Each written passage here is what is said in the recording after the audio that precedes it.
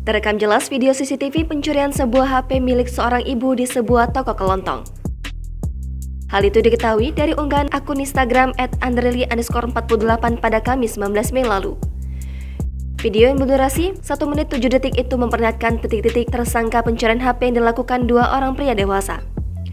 Di dalam keterangan unggahan, diketahui kejadian tersebut terjadi di Dusun Getas, Kecamatan Gunung Pati, Kota Semarang. Saat itu, seorang ibu sedang melayani dua orang pria yang datang ke toko kelontongnya. Terlihat seorang pria memakai helm mengalihkan si ibu penjual dengan memilih beberapa pakan hewan yang akan dibelinya. Dan pria bertopi masuk ke toko mendekati si ibu penjual. Tak disangka, saat fokus si ibu teralihkan karena masih melayani pria berhelm.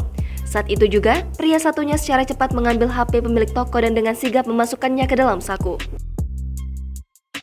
Usai melancarkan aksinya, mereka pun pergi dengan tak lupa membayar belanjaannya.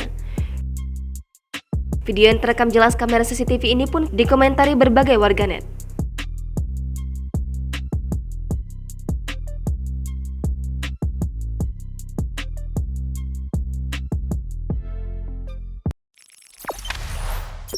Jangan lupa subscribe, share, komen, dan like ya!